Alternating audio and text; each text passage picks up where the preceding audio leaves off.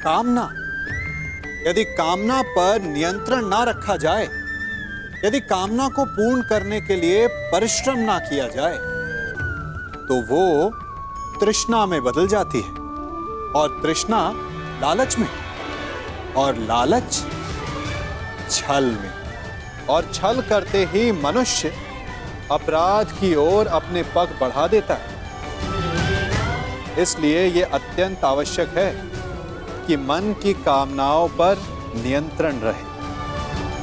यदि मन पर नियंत्रण रहेगा तो अपराध पर स्वयं ही नियंत्रण हो जाएगा।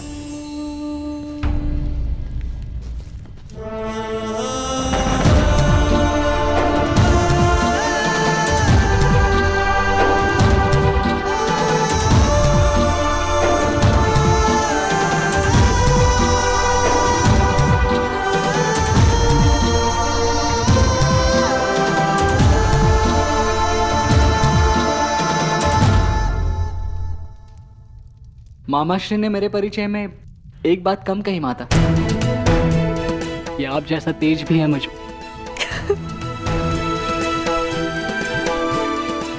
प्रणिपात।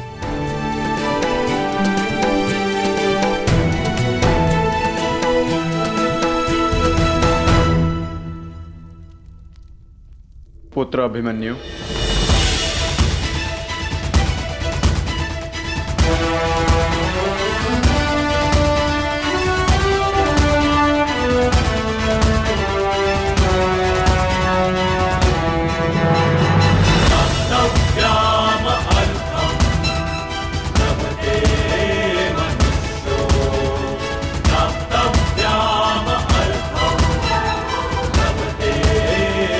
पिताश्री।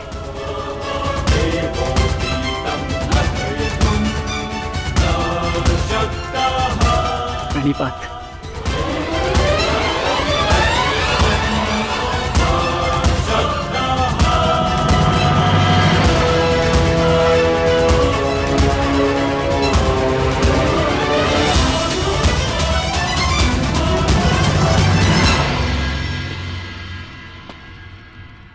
श्री बलराम, मुझे समझ में नहीं आता कि मैं आपका ऋण कैसे चुकाऊंगा।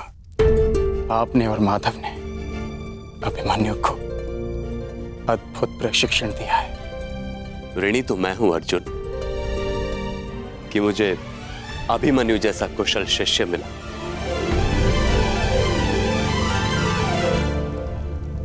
आपका पुत्र साम कहाँ है सखा? उसे नहीं लाए साथ में?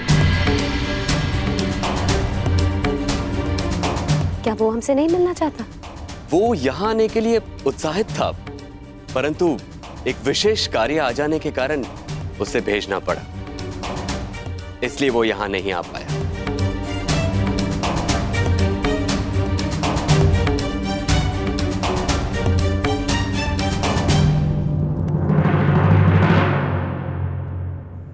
मेरे प्रिय, मैंने सदा ईश्वर से यही मांगा कि फिर से एक बार आपसे भेंट करने का अवसर मिल सके, और देखिए ईश्वर ने मेरी इच्छा सुन ली। हमें मिलाने का अवसर निकाल ही लिया। विराट नगर में भ्राता अभिमन्यु और राजकुमारी उत्तरा का विवाह है, जहाँ सम्मिलित होने के लिए निमंत्रण आया है हमें। आशा करती हूँ कि पिताश्री को मना पाऊँ कि वो अपने साथ साथ मुझे भी विवाह में ले चले। बहुत प्रेम करते हैं वो मुझसे। कदाचित साथ ले जाने के लिए तैयार हो जाएंगे और मैं तुमसे मिल पाऊंगी प्रिय साम।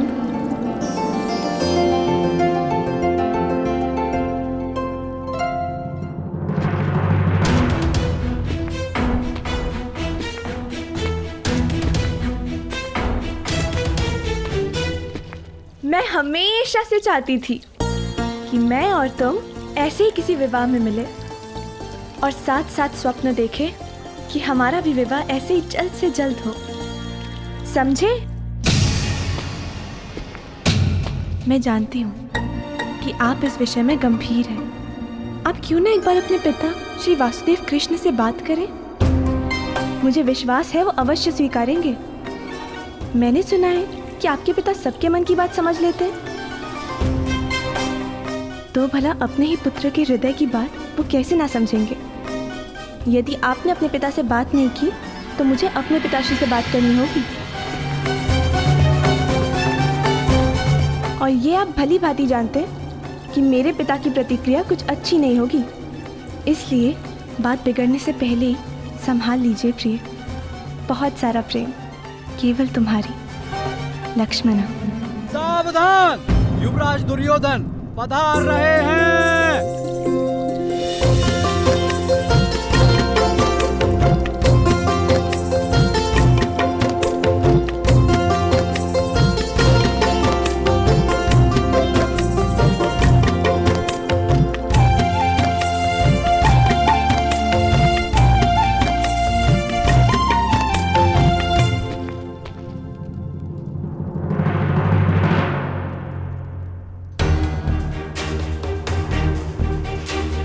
लक्ष्मणा,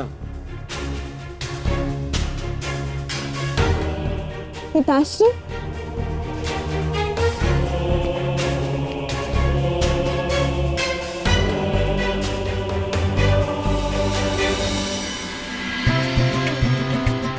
सदा प्रसन्न रहो पुत्री।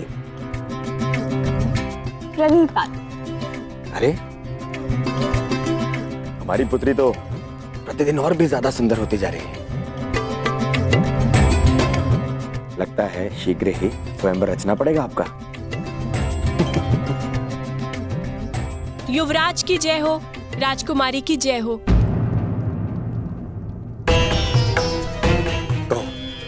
वो युवराज, राजकुमारी पक्षियों को दाना भिजवाना चाहती थी, इसलिए मैं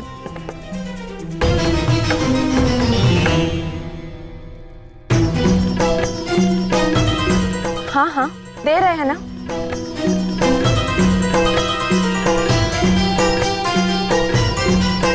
पुत्री, इन पक्षियों के साथ में खेलना कम कर दो।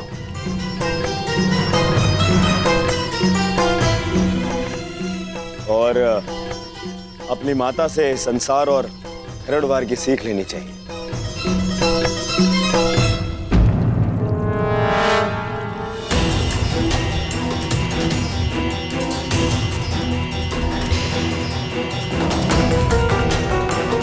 और श्रृंगार करना सीखो।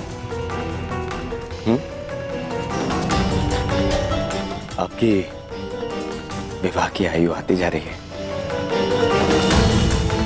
आप भी ना पिताश्री। मैं किसी से विवाह नहीं करने वाली। मैं आपको छोड़कर कहीं नहीं जाऊंगी।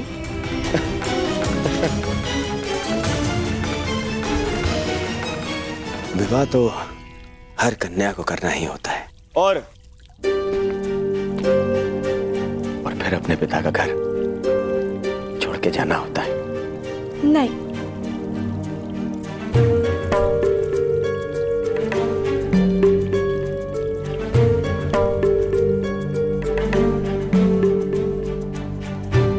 और मैं इतना मूर्ख भी नहीं हूं लक्ष्मणा।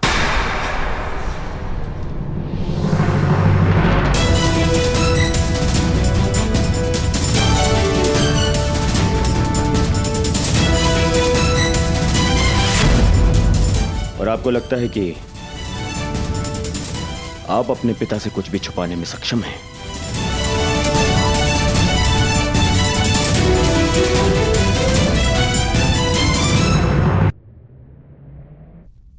आप प्रतिदिन शाक और भात क्यों बनाती हैं माते?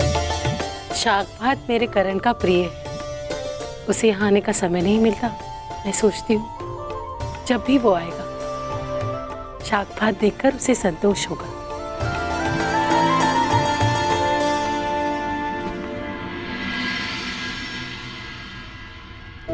कर्ण,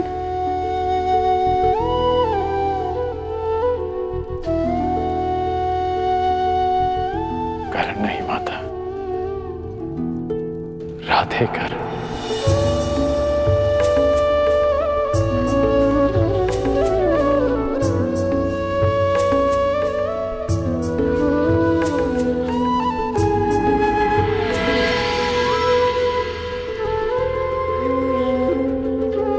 कैसी हो सुप्रिया? जी ठीक हो। कितना स्मरण किया तुम्हें पुत्र, परंतु तुम्हें अपनी माता की याद ही नहीं आती। माता ऐसा मत कहो। बहुत याद आती है। आइए माता।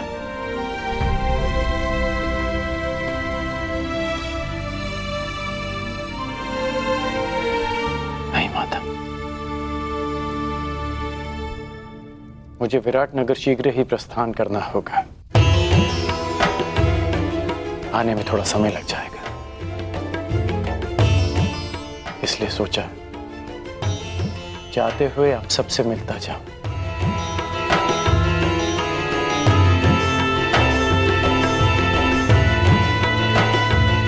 किसे खोज रहे हो पुत्र?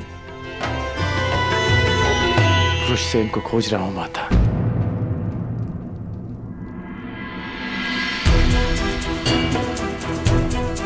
बहुत समय हो गया उससे मिले। बहुत बड़ा हो गया होगा ना मेरा पुत्र? हाँ पुत्र, परंतु वो कहीं बाहर गया है। याद होता कि तुम आने वाले हो, उसे कहीं जाने ही ना देते। अच्छा, बाहर क्या? माता, उसे आने में अधिक समय लग जाएगा क्या? कदाचित आज तुम उससे मिल नहीं पाओगे। नहीं माता, मुझे उससे मिलना है।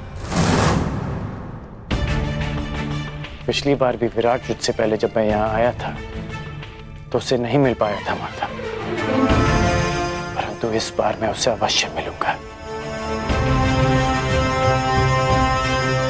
ठीक है, मैं अपने पुत्र की यही प्रतीक्षा करता हूं। अन्यथा यदि आपको पता है कि वो कहां गया है तो आप मुझे बता दीजिए, मैं वहीं जाके उससे मिल लूंगा।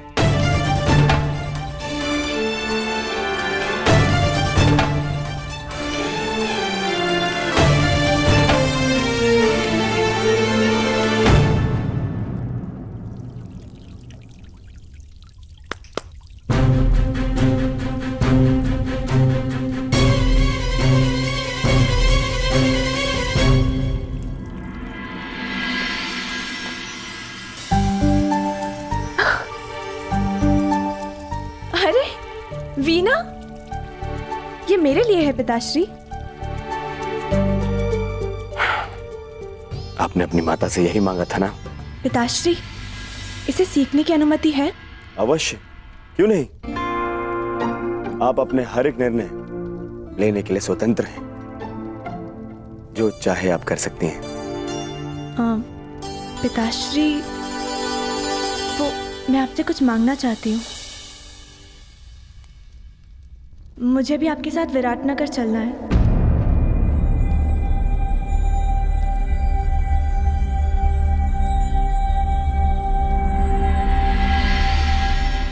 प्रश्न ही नहीं उठता लक्ष्मणा।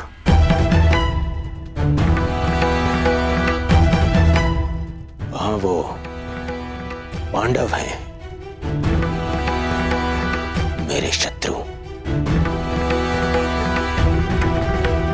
और वो छलिया कृष्ण भी होगा।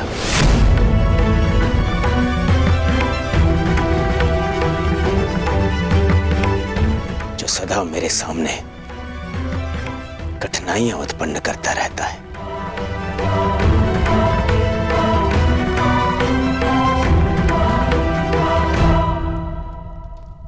मैं अपनी पुत्री को किसी भी संकट में नहीं डाल सकता। परंतु पिताश्री, आप ही ने कहा था कि आप हमारी प्रत्येक इच्छा पूरी करेंगे। अवश्य, परंतु जानबूझकर आपको संकट में तो नहीं ढकेल सकता ना। आपकी सुरक्षा मेरा कर्तव्य है।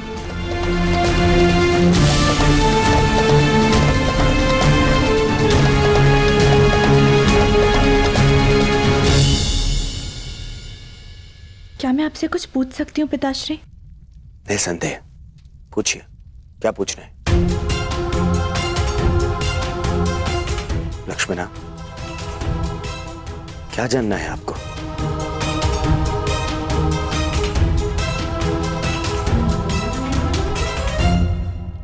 कुछ नहीं, फिर कभी पिताश्री।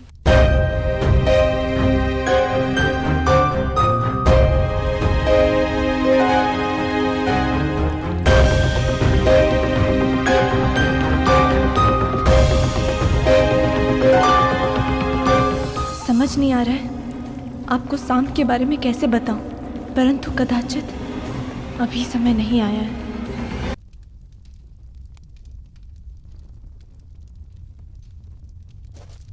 क्या हुआ? आप दोनों इतना विचलित क्यों हैं? कुछ नहीं पुत्र, सब ठीक है।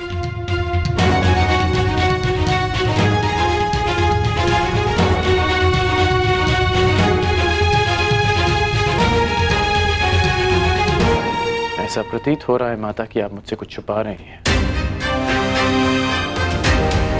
माता, वृषसेन कहाँ है? आप मौन क्यों हैं माता? सुप्रिया, हमारा पुत्र कहाँ है बताओ। जी पुत्र वो शिव मंदिर गए। कुछ पंडित आए थे तीर्थ के लिए, उन्हें मार्ग दिखाने गया है। बस इतनी सी बात है। आप मुझे बता क्यों नहीं रही थी? ठीक है, मैं उसे वहीं ढूंढ लूंगा। करण,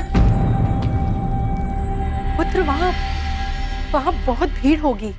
कोई विवाह का आयोजन चल रहा है, उस भीड़ में कहां ढूंढोगे? तुम्हें विराटनगर के लिए विलंब हो रहा होगा, अगली बार मिल लेना। नहीं माता,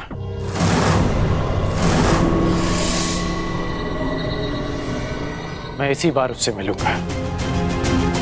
मैं शिव मंदिर जा रहा हूं माता। प्रणिपात।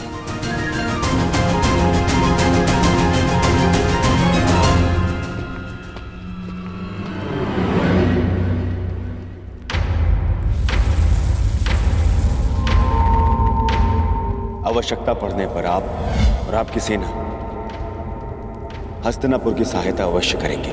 स्वीकार है। वासुदेव, हमें बलराम ने समर्थन देने का वचन दिया था, और तुमने उन पांडवों को समर्थन देके सब कुछ बिखेर दिया। वासुदेव, कैसे कैसे तुम्हें अपने मार्ग से हटाओ, कैसे तुम्हें पराभूत करो, कैसे तुम्हारा अंत करो। वासुदेव, कैसे कैसे करो?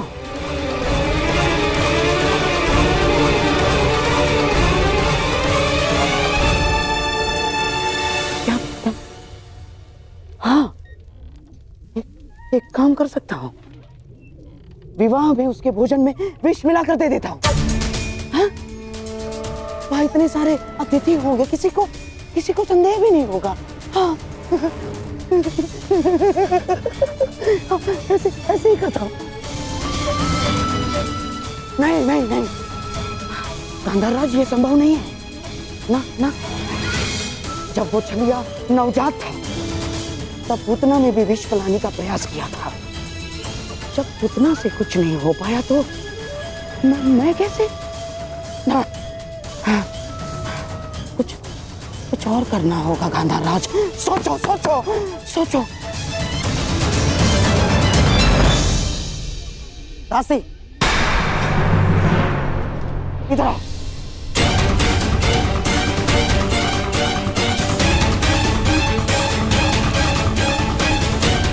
सुना नहीं तुमने? जाओ, मेरे लिए मदिरा का प्रबंध करो। जाओ।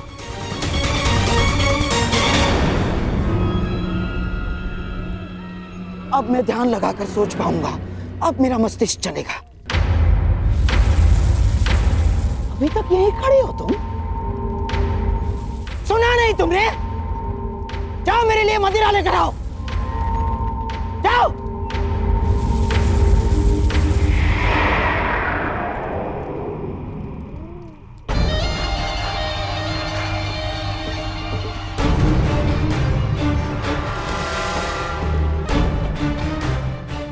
करूं उस वासुदेव का अंत?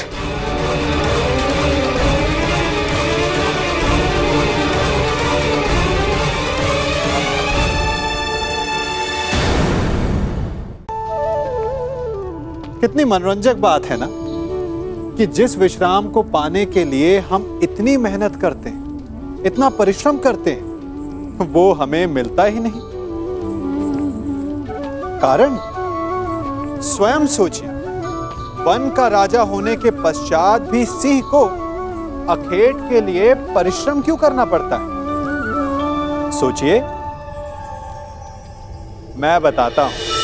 क्योंकि राजा होने का अर्थ ये नहीं कि वो सदा सोता रहे और मृग स्वयं उसके समक्ष आकर कहेगा कि आइए महाराज, मुझे खाकर अपनी भूख मिटाइए।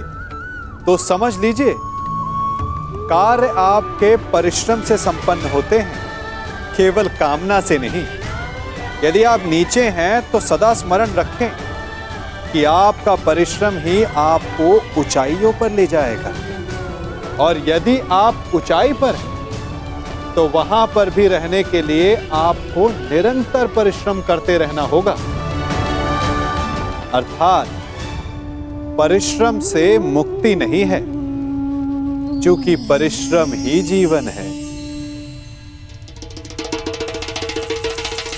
कैसे करूं उस वासुदेव का अंत? कैसे?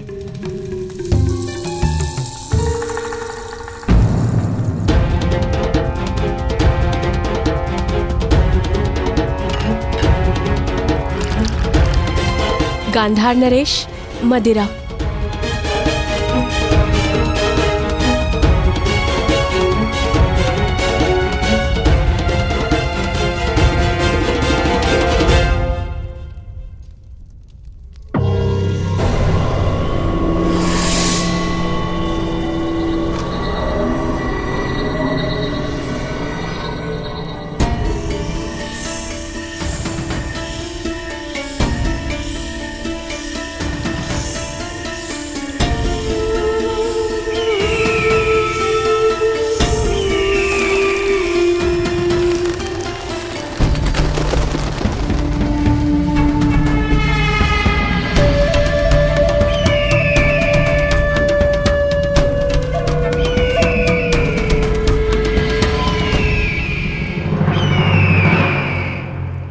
किसी प्रकार मैं इस वासुदेव का अंत कर दूं तो पांडव निसहाय हो जाएंगे, और फिर मेरे प्यारे सम्राट दुर्योधन के विरुद्ध खड़े होने का साहस किसी में नहीं होगा, किसी में नहीं।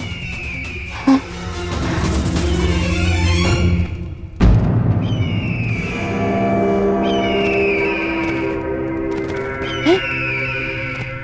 ये तो कोई संदेश है।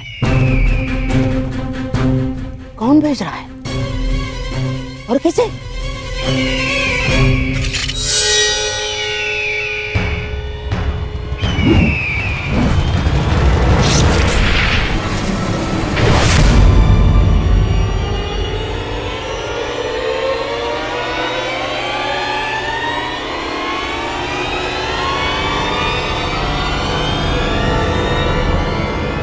संदेश केवल आपकी लक्ष्मण।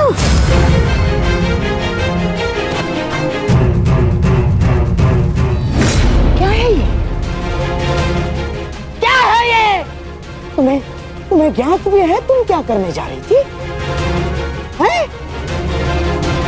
कृष्ण का पुत्र साम और दुर्योधन की पुत्री लक्ष्मण। असंभव है ये, असंभव है ये, तुम्हारा दोनों का साथ असंभव है। तुम्हें याद भी है इसका परिणाम क्या होगा बच्चे? हैं? याद है तुम्हें इसका परिणाम क्या होगा? महाविध्वंस हो जाएगा बच्चे, महाविध्वंस।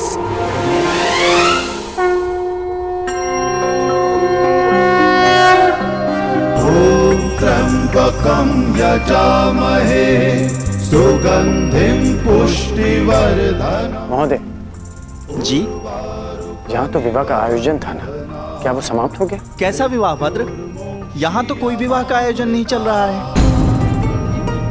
कदाचित आप भिन्न स्थान पर आ गए हैं। अर्थात माता और सुप्रिया मुझसे झूठ कह रहे थे, परंतु क्यों?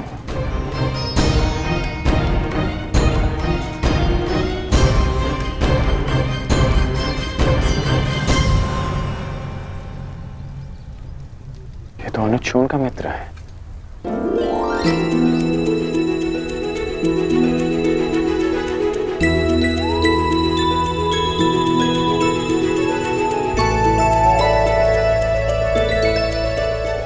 बहुत वर्षों बाद तुमसे भेंट हुई। कैसे हो तुम? मैं बहुत अच्छा हूँ, परंतु आप यहाँ भ्राताकर्ण? मैं अपने पुत्र ऋषियन की खोज कर रहा हूँ। मुझे किसी ने बताया था कि वो इस मंदिर में किसी के विवाह में सम्मिलित होने आया है। वो आपको यहाँ नहीं मिलेगा भ्राताकर्ण। वो सदा अपने प्रिय स्थल पर होता है। प्रिय स्थल? वृषसेन! कहाँ हो वृषसेन? पुत्र कहाँ हो तुम? वृषसेन!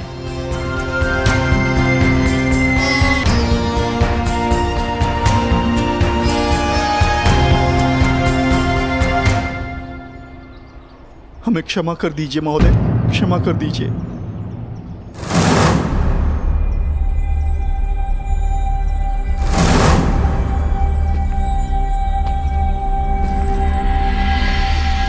ऐसा करने से पहले तुम्हें इसके परिणाम को सोच लेना चाहिए था। अनेक मनुष्यों ने तुमसे इसी प्रकार निवेदन किया होगा, परंतु तुम दुष्टों ने कभी किसी की याचना सुनी? कौन है ये सब और किस बात की क्षमा मांग रहे हैं? और ये कौन है? हर बार तुम लोगों को एक और अवसर दिया गया, परंतु तुम लोग फिर भी नहीं सुधरे और इसी कुमार्ग पर चलते रहे। परंतु अब समय आ गया है कि तुम्हें तुम्हारे कर्मों का फल भुगतना ही होगा। मैंने तुम्हें साक्ष्य समेत पकड़ा है। अब तुम नहीं बच सकते। नहीं महोदय, ऐसा न करें महोदय, ऐसा न करें, हमें क्षमा कर दीजिए। लूटा हुआ धन हम पुनः स्त्री को लौटा देंगे, पर हमें क्षमा कर दीजिए प्रभु, हमें क्षमा। लूटा हुआ धन लौटा देने मात्र से तुम्हारे पापों का प्रायश्चित नहीं हो जाएगा दुष्टों। सर्वप्रथम उस पीड़ित महिला से क्षमा की भीख मांगो, अन्यथा मृत्यु के लिए तैयार हो जाओ। नहीं नहीं, हम क्षमा मांग लेंगे, हम क्षमा मांग लेंगे।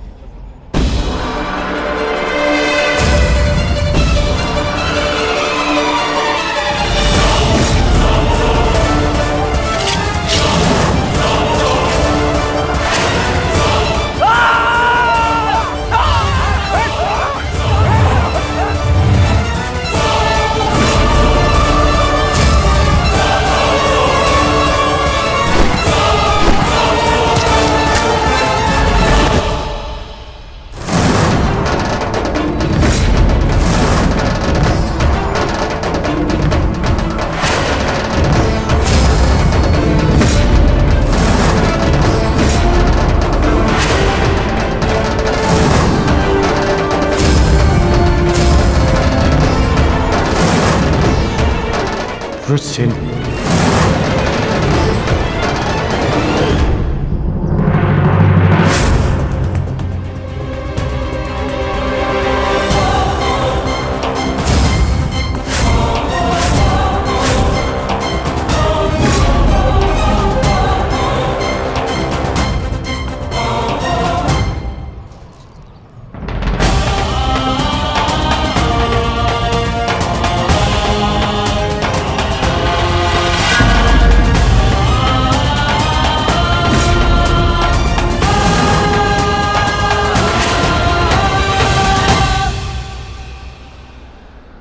मित्र,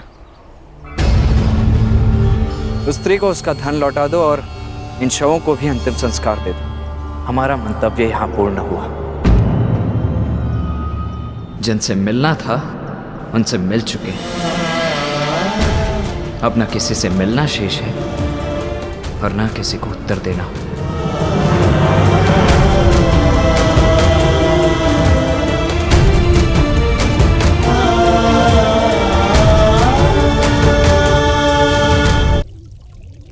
कब से चल रहा है ये प्रकरण? और कब से अपने परिवार के साथ विश्वासघात कर रही हो तुम? अब इस बात से मुझे दुर्योधन को अवगत कराना पड़ेगा। वो ही तुम्हारे इस दुस्साहस का निर्णय लेगा।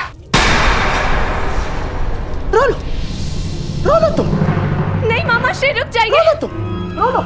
ऐसा ना करिए मामा श्री, कृपया करके पिताश्री को कुछ ना बताइए, हम आपसे विनती करते हैं।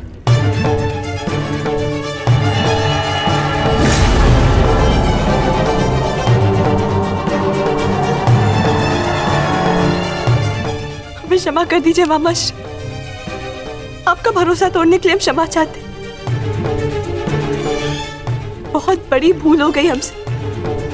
भूल गई थी मैं कि मैं ऐसा संबंध जोड़ने का स्वप्न देख रही जो कभी जुड़ ही नहीं सकता। प्रेम ने मेरी विचार क्षमता नष्ट कर दी। हमें क्षमा कर दीजिए, परंतु कृपया करके पिताश्री को कुछ मत बताइए। उन्हें पता चलेगा तो उनके हृदय को बहुत ठेस पहुंचेगी। उन्हें कुछ मत बताइए।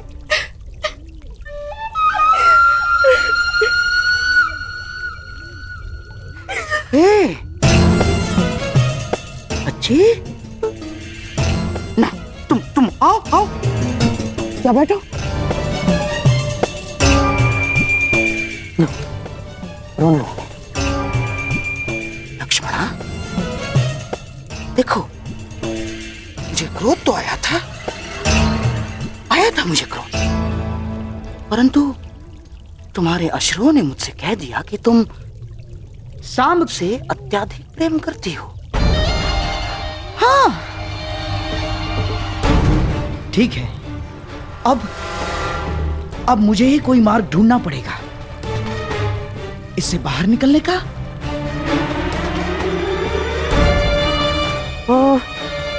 तुम क्या सांब को अभिमन्यु के विवाह में ला सकती हो? बताओ ना, बुला सकती हो तुम? हाँ, परंतु पिताश्री भी वहां होंगे ना? वही तो मैं चाहता हूँ लक्ष्मणा। केवल तुम्हारे पिताश्री नहीं, अपितु तुम्हारे पिताश्री दुर्योधन के साथ साथ सांब के पिताश्री कृष्ण भी वहां उपस्थित होंगे।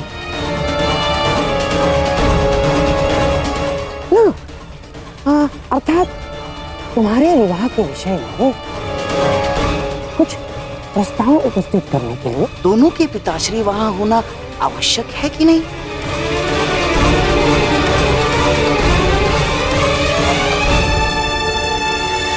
परंतु पिताश्री कभी नहीं मानेंगे। ना, तुम दुर्योधन की चिंता बिल्कुल मत करना, मैं उसे समझा दूंगा। सच? हाँ। अरे, मैं अपनी लक्ष्मणा के लिए इतना भी नहीं कर सकता। तुम बस किसी भी परिस्थिति में सांब को वहां उस विवाह में ले आना, शेष सब मैं संभाल लूंगा। हाँ? धन्यवाद मामा श्री। सांब अवश्य आएंगे, हम अभी से संदेश भेजते। हाँ।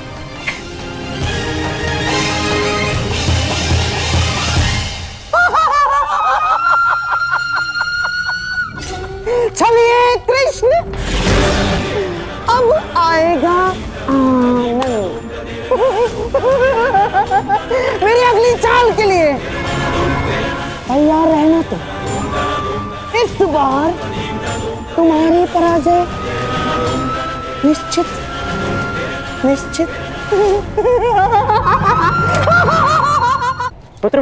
पुत्र मैं हूँ, मैं तुम्हारा पिता। तुमने मुझे पहचाना नहीं, परंतु मैंने तुम्हें देखते ही पहचान ली। तुम्हें मालूम, बचपन में मैं बिल्कुल तुम्हारे जैसा दिखता था। हाँ,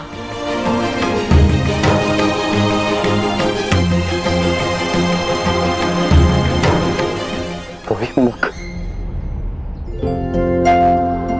वही शरीर, जैसे मेरा ही प्रतिबिंब हो।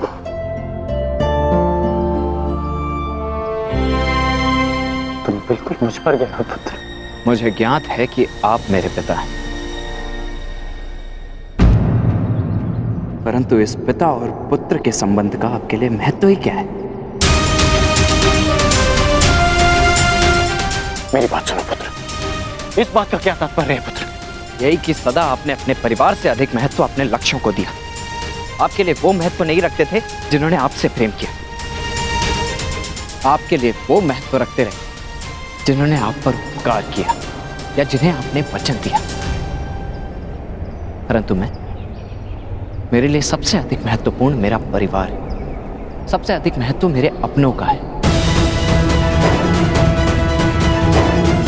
मेरी बात सुनो पुत्र। पुत्र मेरी बात सुनो। इतना रुष्ट हो अपने पिता से। जब मेरी आयु में पहुंचोगे तब जानोगे कि मनुष्य के लिए उसका कर्तव्य कितना महत्वपूर्ण होता है। मैं यहाँ केवल तुमसे मिलने आया हूं। अपना मुख मत फेरो मुझसे। इतने वर्षों पश्चात मैं तुमसे मिल रहा हूं और तुम्हें लगता है इस अवसर का कोई महत्व नहीं मेरे लिए। रुष्सेन, क्या हो गया तुम्हें? तुम मेरी बात सुन क्यों नहीं रहे हो? मुझे तुमसे ये आशा नहीं थी। तो और क्या आशा थी मुझसे मेरे पूज्य पिताश्री कि कैसा व्यवहार करूंगा? वैसा ही व्यवहार करूंगा जैसा वो पुत्र करते हैं जिनके पिता उनसे वर्षों के पश्चात मिलते। आपका स्वागत करूंगा, आपको आलिंगनबद्ध करके अश्रु बहाऊंगा। आपने कभी सोचा कि वर्षों के पश्चात जब आप अपने परिवार के पास लौटोगे तो सब आपकी व्याकुलता से प्रतीक्षा कर रहे होंगे? कदाचित शेष ने ऐसा किया हो, परंतु मैं भिन्न हूं। आपकी भांति मैं अपने परिवार को उनके हाल पर नहीं छोड़ सकता। मेरे लिए सबसे अधिक महत्व मेरे परिवार का है। मेरे लिए भी, मेरे लिए भी। परंतु मेरे लिए मेरा धर्म, मेरा कर्म, मेरा कर्तव्य भी उतना ही महत्वपूर्ण है।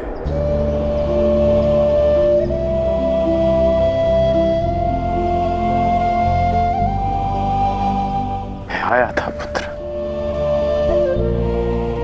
परंतु मैं तुमसे मिल नहीं पाया। वो हस्तिनापुर की ओर से दिग्विजय के लिए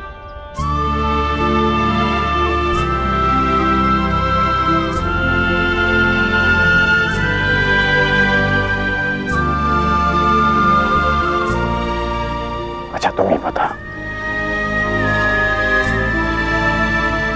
यदि मनुष्य केवल अपने लिए जिएगा, अपने ही सुख के बारे में सोचेगा, तो क्या हमारी आने वाली पीढ़ी का धर्म से विश्वास नहीं उठ जाएगा?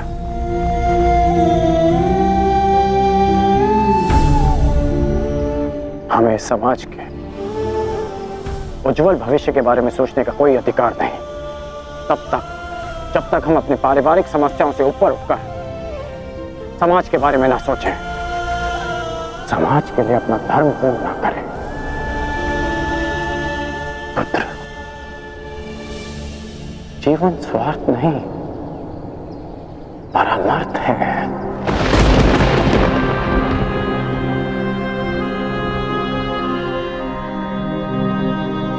मैंने जो कुछ भी किया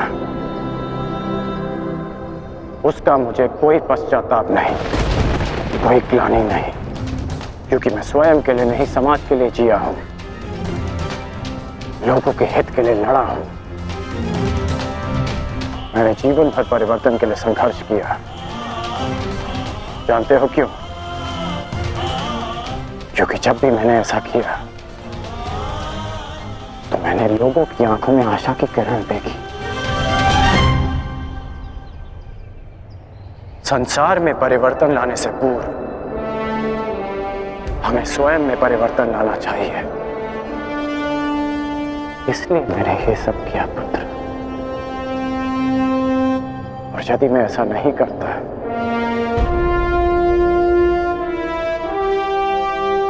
तो तुम आज एक सूत पुत्र होकर हाथ में शस्त्र नहीं उठा पाते।